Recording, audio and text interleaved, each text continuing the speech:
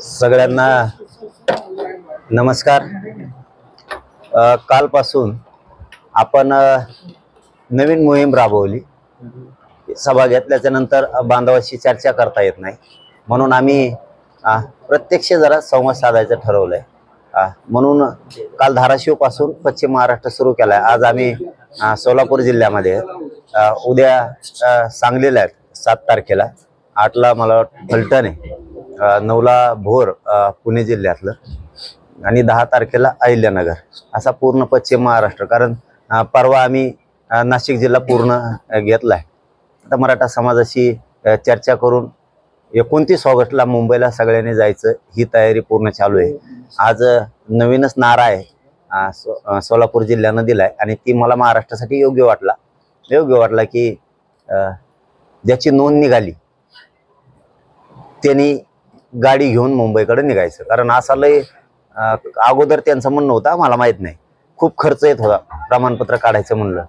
आता आंदोलन सुरू झालं आणि मराठा समाज ओबीसीत निघाला तर खर्च पण कमी झाला, आपल्या लेकरा बाळाचं कल्याण होतंय। तर ज्याची नोंद निघाली त्याच्या लेकराचं कल्याण झालंय।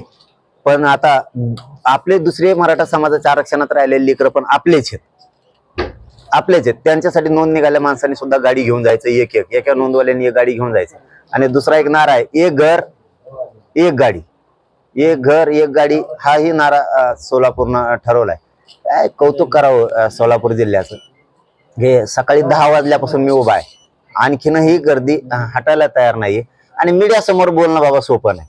मीडियाला जर म्हणलं ना लय गर्दी होती, तुफान फुल चिरफाड करीत असते, त्यामुळे खरंच बोलावं लागतं। आणि मीडियाचे बांधव सकाळपासून बघतायत, तुमच्यापाशी खोटं नाही बोलतायत, फुल गर्दी झाली। मला तर वाटलं सभाच झाली आता, कारण मी सकाळपासून उभा आहे। आता किती वाजलेत माहित नाही, मला 12-1 वाजला असताना, आता 12:30-1 वाजलाय, म्हणजे 2.5 घंटे झाले लगातार बैठका सुरू आहेत।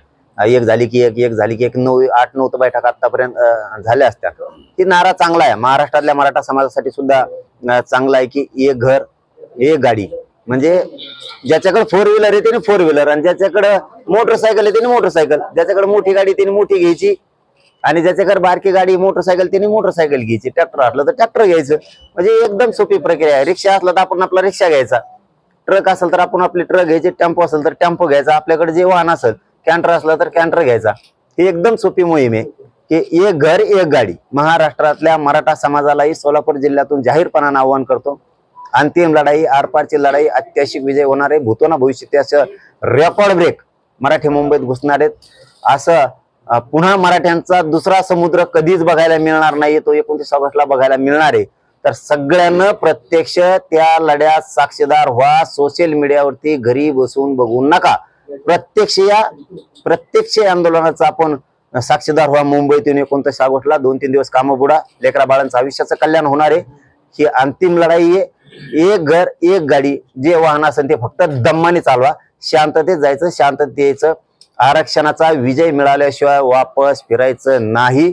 कुणी जाळपोळ दगडफेक करायचं नाही, गाड्या दम्माने चालवायच्या।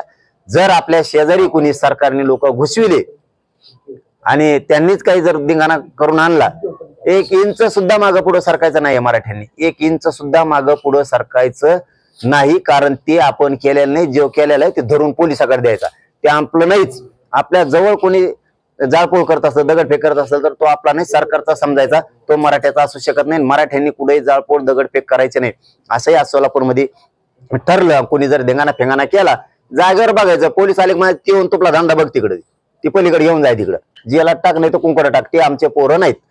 चांगली प्रक्रिया आहे, त्याच्यामुळे सगळ्यांनी शांततेत जायचं।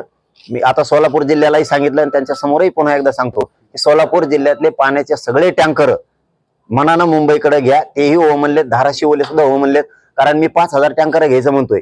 आता मी कुठून घेणार, समाजाने घेतले तर ते येणार, त्याच्यामुळे समाजाने ते घ्यायच्यात। आणि डॉक्टर बांधवांनी सुद्धा, सगळे डॉक्टर पोरांच्या सेवेसाठी आंदोलनातला महत्वाचा घटक डॉक्टर आहे, डॉक्टरांनी पण यायचंय मुंबईला। आपले अँब्युलन्स घेऊन, आपले डॉक्टर घेऊन, 4-4, 5-5 डॉक्टर, 1000च्या आसपास आपल्याला अँब्युलन्स पण लागणार आहेत। आपण यावं, ही सगळ्यांना विनंती आहे। आपल्याला ही लढाई जिंकायची, मराठ्यांच्या डोक्यावरती आरक्षणाचा विजयाचा गुलाल टाकायचा म्हणजे टाकायचा।